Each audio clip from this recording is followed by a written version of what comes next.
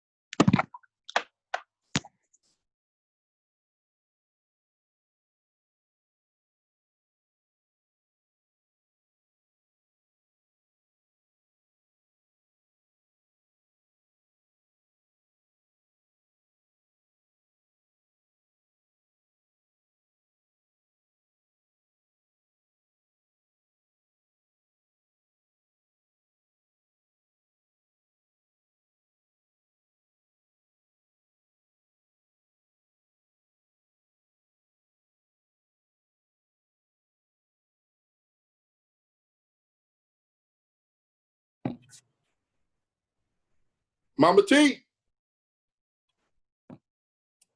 Hey, I'll be right over. All right.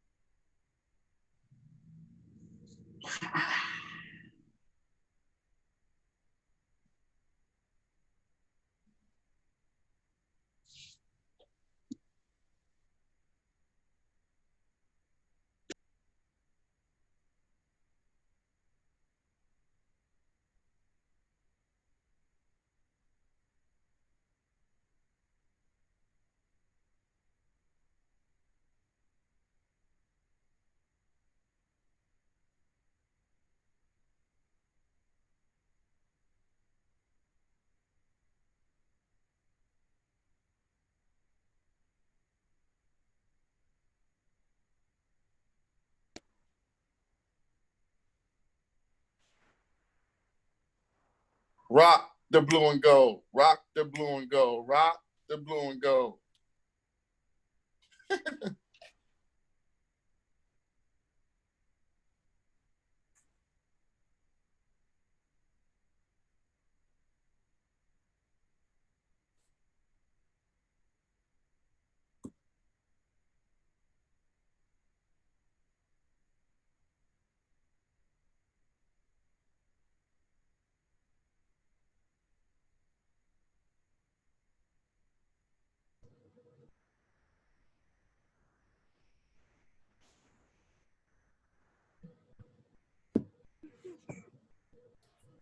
Right there.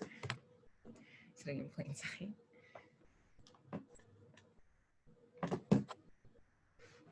Is that going to be on? Mm-mm.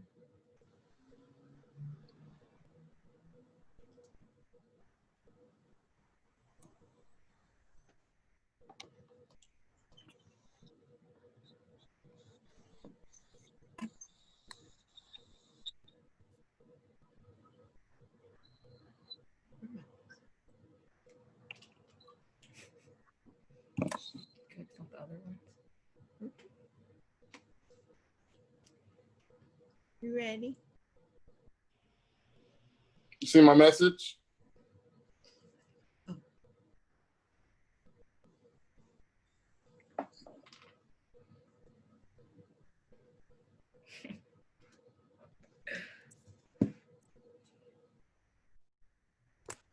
I'm not starting. The sound is on. Okay, we'll talk it out.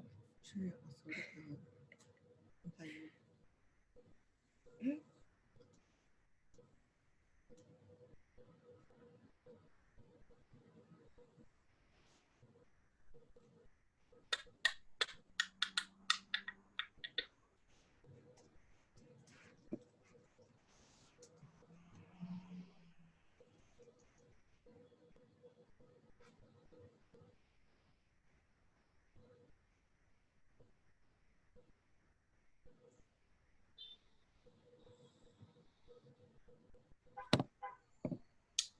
All righty.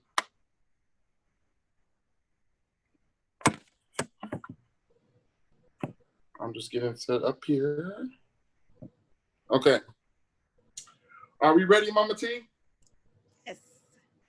All righty, ladies and gentlemen, I would like to welcome you here today for a brand new start. If you're in the Los Angeles community, no matter if you're in the valley, in the city, in the desert, wherever you are, you want to tune in for some great news on today. This is going to be an opportunity for you to get out and make a difference in your Los Angeles community and county.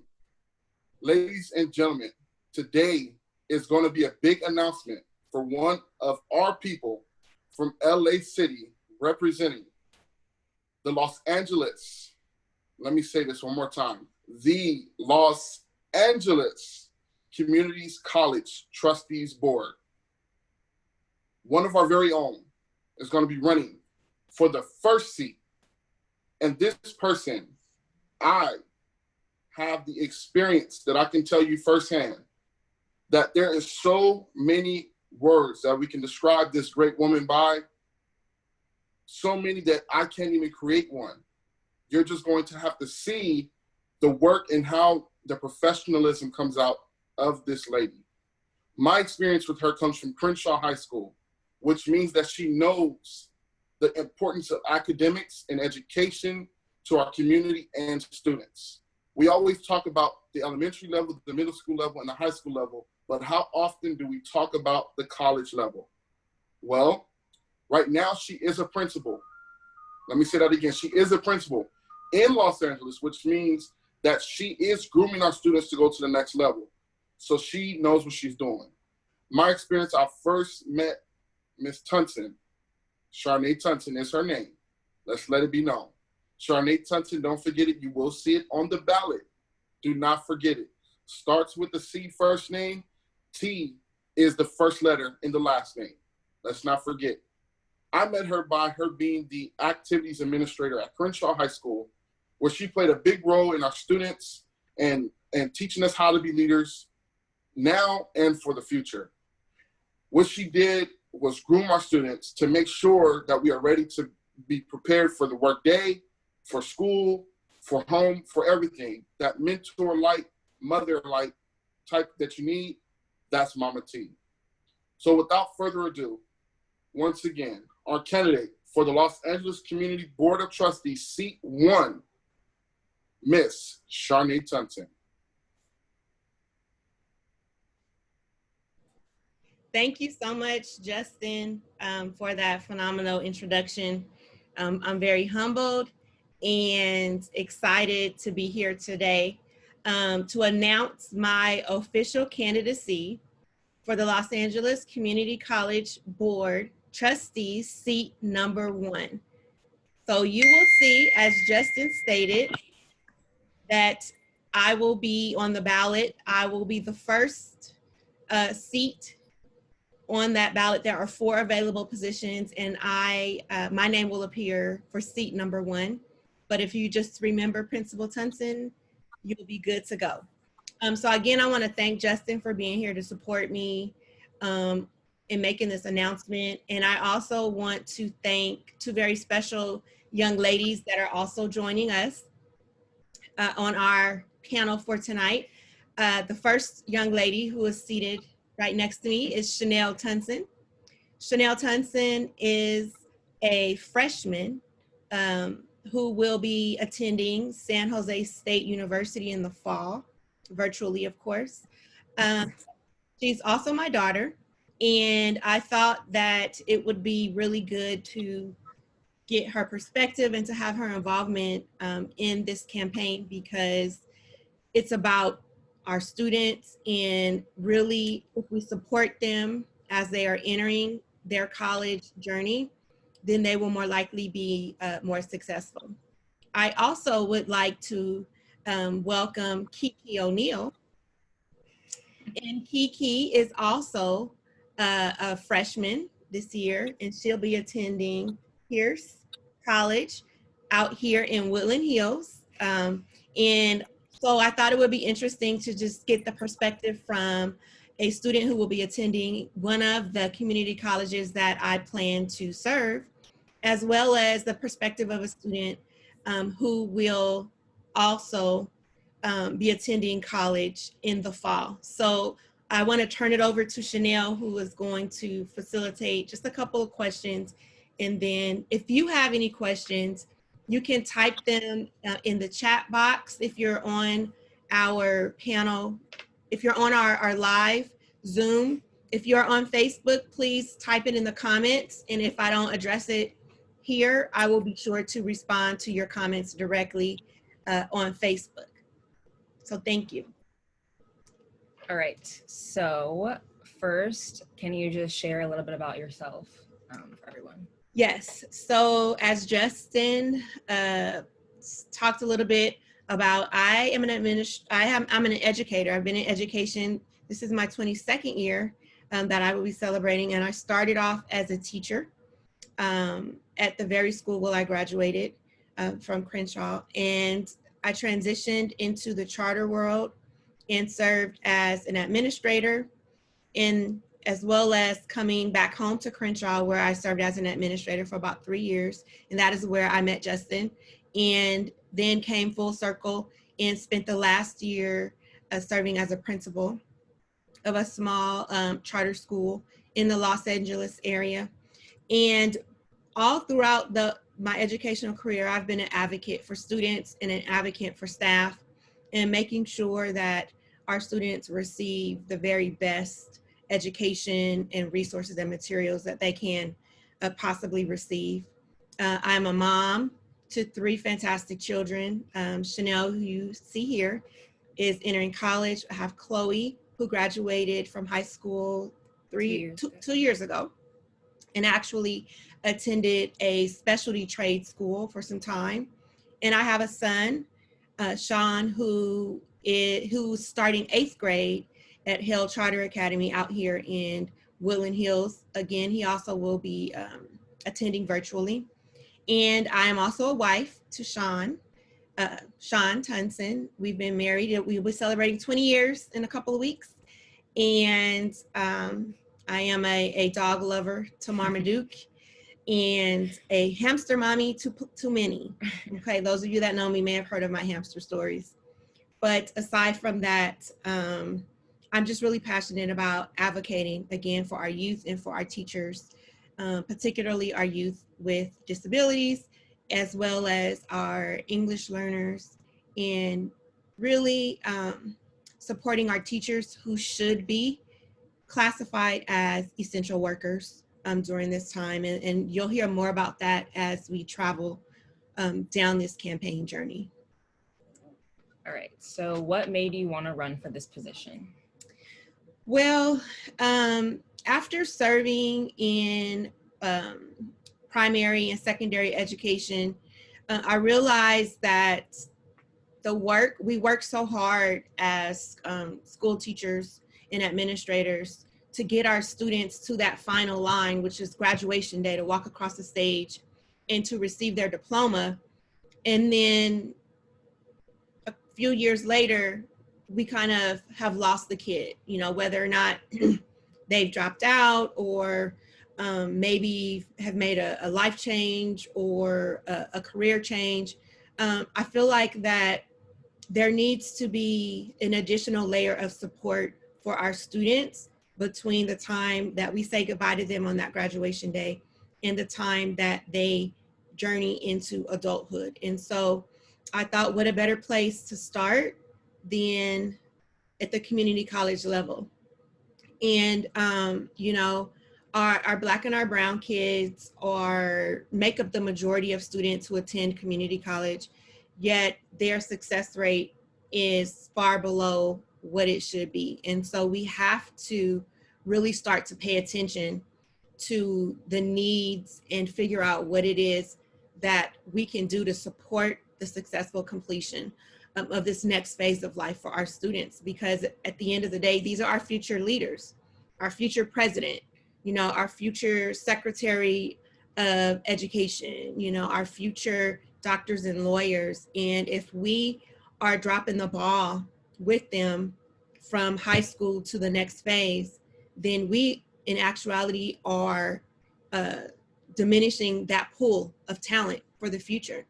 And I don't know about you, but when I am older and enjoying retirement and spending time with my great grandchildren and great great grandchildren, I would like to be assured that the future and the leadership is in hands of adults that had a really positive school experience from K through 12, as well as higher education.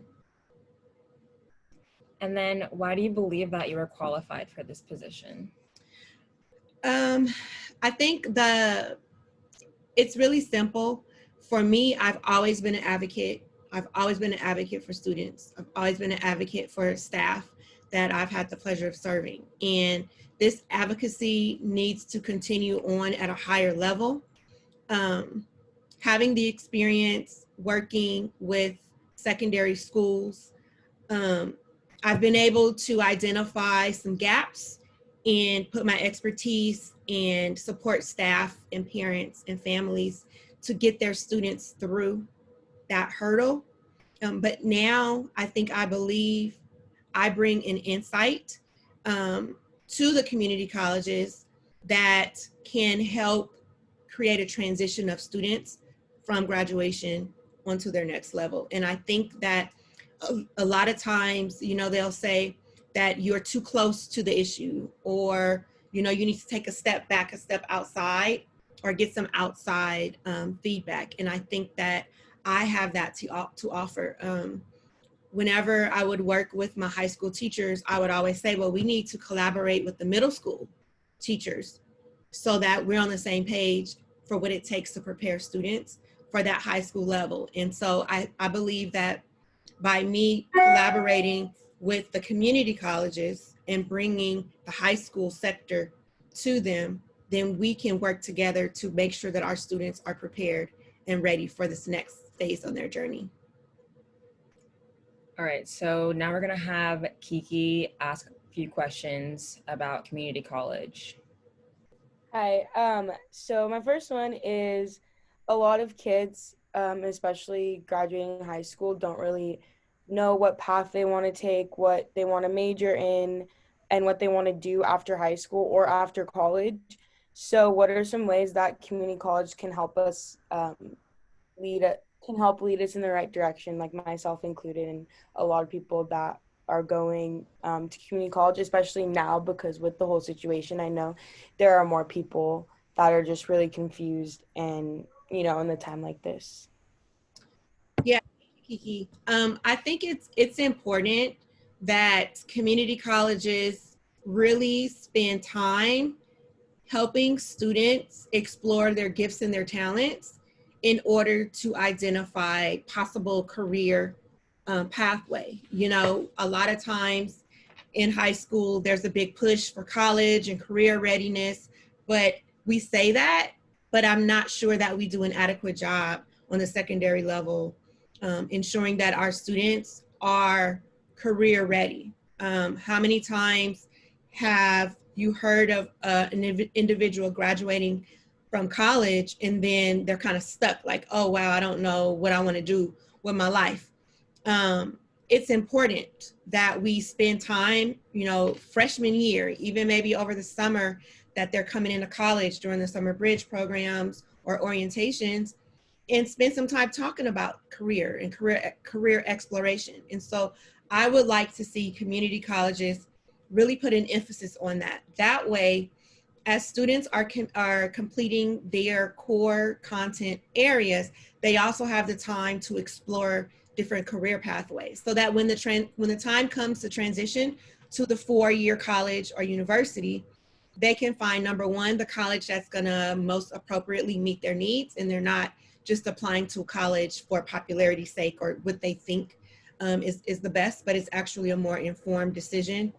Um, Also, that we are exposing students to opportunities in different industries and sectors through internships, through volunteer opportunities, and having these conversations, being intentional about bringing in guest speakers from the different career pathways, because we know even within our community college system, we have certain colleges that are geared more toward one area as opposed to the other. You know, Santa Monica College, I know, has a very powerful entertainment and media focus on their campus, amongst other things. And maybe there are a lot of students who may not know that. Maybe they just say, oh, I'm going to go to Southwest College, or I'm going to go to Pierce College just because it happens to be in my neighborhood.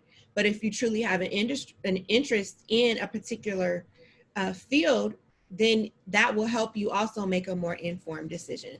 So that will definitely be an area that I will focus on. Taking an inventory of what the colleges currently offer, and as well as taking an inventory about how the colleges are marketing those particular things, so that we can attract the students that are most appropriate for the setting. I love that. Thanks. And then also, how do you think you could help community college help kids also transfer after they do their 2 years at community or whatever path they take? Because I also feel like that's a huge thing that a lot of kids get stuck. Like for instance, like I can literally give my brother as an example. He's still stuck, and he's going to be in his second year of community college when he should be, you know, uh, applying to school soon. That's just like an example. And I know a lot of kids like that, and I have a lot of friends like that. And I think it's really hard because you work so hard in high school and community college and you don't know what to do. So I feel like that's something a lot of kids go through. Yeah, I definitely agree. And it actually ties back to, you know, what we were just talking about in having the students from the very beginning develop a transition plan. I also think it's important that the community colleges have sort of like a follow-up process, you know, a very strong like alumni program, so that we are keeping in touch and keeping track of our students and where they're going. I think it's important that we have a very strong transition office where, you know, just like in high school, you have the college center. Well, a very similar concept should be strong and in place on each of our community college campuses, so that a student is just not going to be excited about graduation and walking across that stage to receive their Associate of Arts degree, but they're excited about the next phase in their life, their next phase in their college career, if that is where they're going. And so again, throughout their entire program, what is your plan? If you don't have a plan, our college advisors, they need to really work with our students to ensure, like, okay, this is your plan from day one. In addition to selecting your classes, what is going to be your plan when we leave?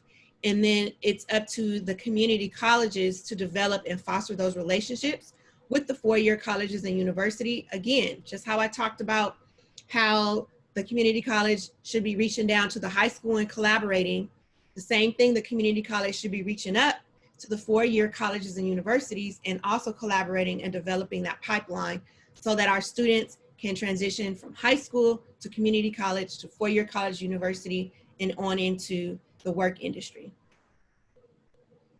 Thanks. Yeah. All right. I don't know if there's any other questions. Okay. Well, again, I don't want to take up too much of everyone's time. This was just like the formal announcement, the kickoff. We're going to hit the ground running. The election is in November. We know that there's a lot going on, not just with community college, but just in our nation as a whole. But if you are not registered to vote, now is the time to get registered. We will have information on our website, Tunson4LACCD.org, that has links to where you can register to vote online. As we go over the next couple months, there'll be more events, there'll be more Q&A. We'll talk more about exactly what my platform is, as well as some exciting news that I'm going to share regarding an organization that I am a part of that is looking to reform the Los Angeles Community College. So that's going to be our next big announcement as well. If you haven't followed us on social media, please make sure that you reach out to us on Twitter, Instagram, Facebook. Tunson4LACCD is our handle. Again, we're looking for volunteers. If you're interested in volunteering, please let us know because we have a lot of fun ahead of us. This is going to be a fantastic experience. Again, we're going to focus on our young first-time voters, those that will be attending community college in the fall, as well as supporting our students with disabilities and how that transition works at the community college level, continuing support for our English learners and what that looks like at the community college level, and of course, advocating for our professors and our support staff because they too are essential workers. And I'm gonna flip it back to our fantastic host, activist Gustyn. Principal Tunson, I have a few questions for you. Yes, sir. So, knowing that Andrea Hoffman is in seat 1 right now and she's the president, knowing that potentially you could be dealing with a $5.1 million budget. Also, you'll be dealing with one of the largest community college districts in the country. Also, over 250,000 students you'll be servicing, and also over 40 cities. I think the biggest things that parents will look at, because we're targeting the students and we're also targeting the staff of the Los Angeles Community Colleges to get out there and vote. But I think the big thing what you should be targeting is the parents, because they want to make sure that they're sending their kids to the next level where they're going to be groomed as an adult, but they need their child to get that, to be taught rigorously, what they're being taught in high school. So my question would be to you, what do you think the community colleges right now can benefit from you? What can you bring to the Los Angeles Community College Board, knowing already that the community college right now, LACCD, is struggling with the budget? You know, they do have some improvement areas, but they are getting better. So that's my question to you. Yeah, a fantastic question, Justin. And I do know that I will be running against who currently serves as the president of the board.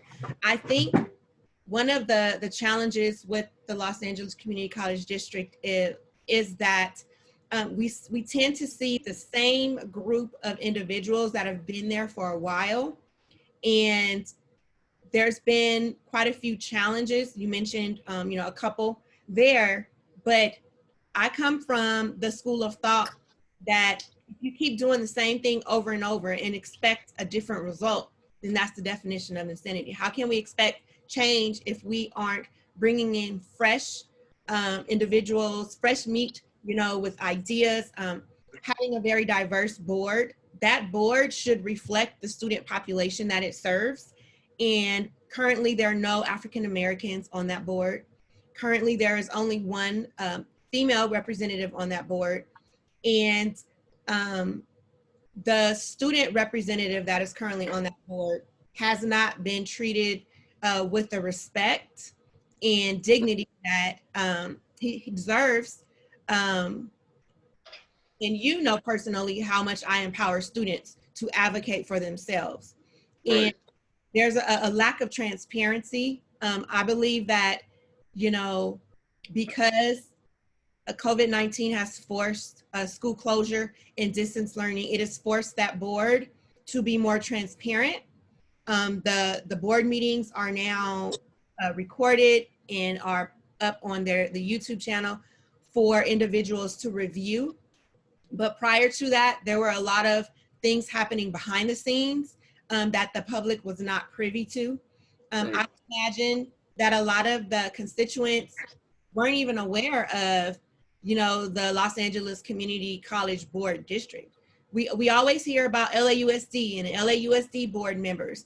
This is just as huge as that, if not more so. However, it doesn't receive the same amount of attention. And that's concerning because, like you said, parents need to know that their kids are in good hands. Right. And the lack of transparency and the lack of student advocacy and empowerment is concerning, because here we have a group of adults that are making decisions for another group of young adults, and they don't have Right. and so the lack of diversity, there I believe is one board member who identifies as Latinx, and but African Americans and Latinos make up the largest student population. So it would make sense to have some decision makers that understand and can connect on a different level to our students, especially growing up and working in the inner city. The majority of my career, I understand the challenges that students face coming into the community college. Right. And with me coming back, I went out of state my first year to New Mexico, and dealing with their college and them losing their accreditation, I went to Southwest. And me with my job kind of brought me away, but I intend on going back. But with you coming from a inner city high school, from every level, from the teacher level, from administrative to now principal, and student, and you go through that, trying to push the kids to a 4-year, trying to push them to D1, D2, D3, 4-year athletic kids.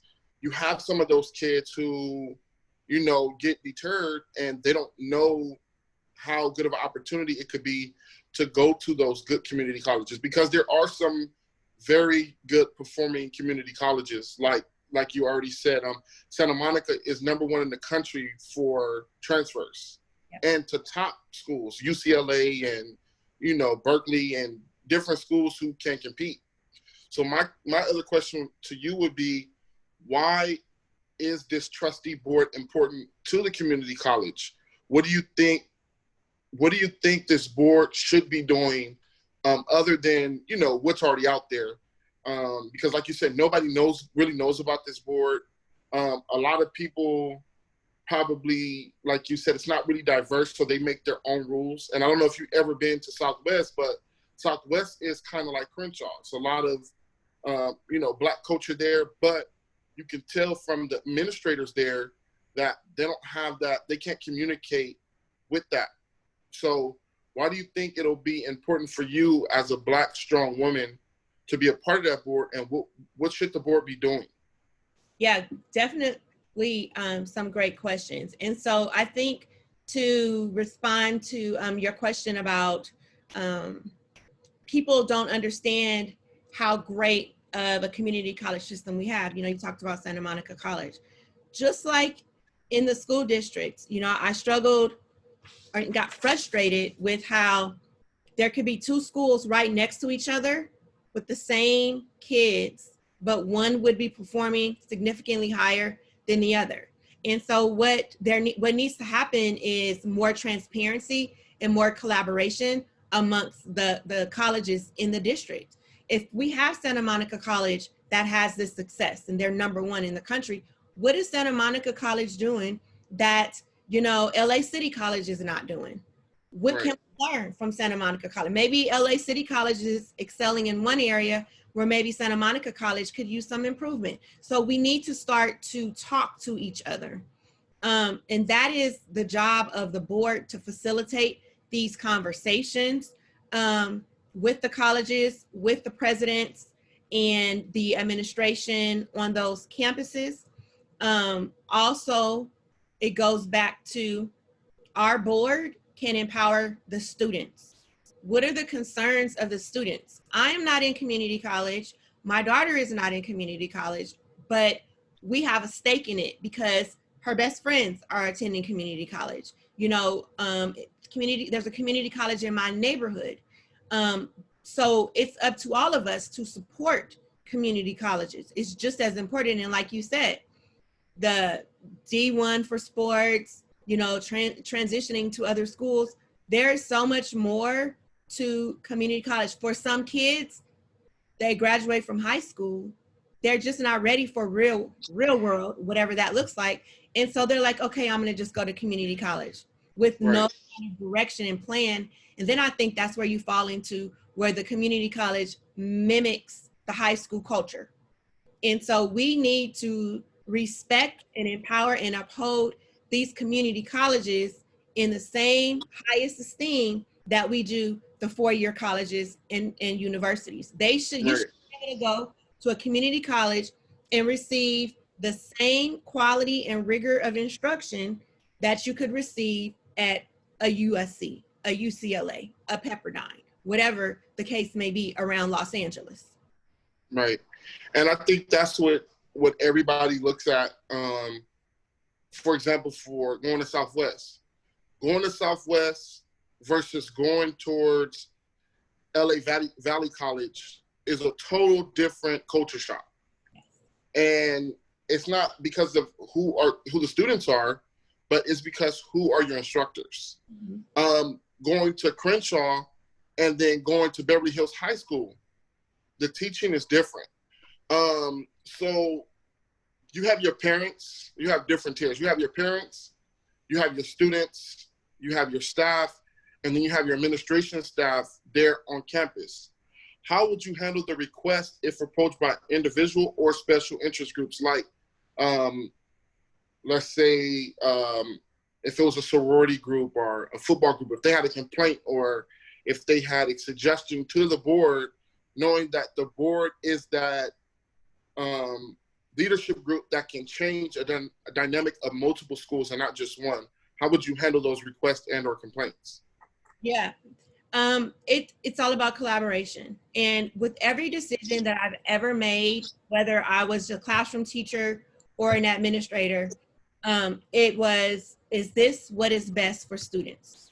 So even though this is not middle school or high school, college, it doesn't matter. I'm here to serve and support these students. So if you're coming to me with a concern, if you're coming to me with a proposal, whatever the case may be, that's the question that I'm going to lead with. Is this best for students? How does this support student achievement and success? Okay, how will this contribute to the successful completion of an AA degree for our students? That's, if we don't have an answer from that basic question that makes sense, then there's no need for us to continue the conversation. Because as an elected official, I have been entrusted to look out for the best interests of my students, number one, my staff, number two. You know, if it were in secondary school, I would say parents, but at the same time, our students are adults, they're young adults, and we have to start to empower them. We have to start to empower them, and I understand it's a gradual transition, so that's why I believe in transparency and bringing parents to the table. But again, it will go back to my question, is this what is best for students? Right.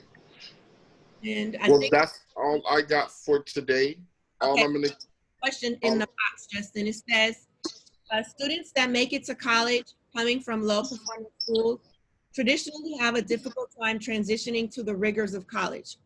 Many don't make it 2 years, with many not making it through the first year. What ideas do you have to help students transition from these schools and be successful in college and go on to compete for entry into the top 4-year universities? That is such a powerful question, and it is one of the reasons why I wanted to become a part of this board, is because we do have this gap, this disconnect between our low performing schools, our low performing secondary schools, and high school.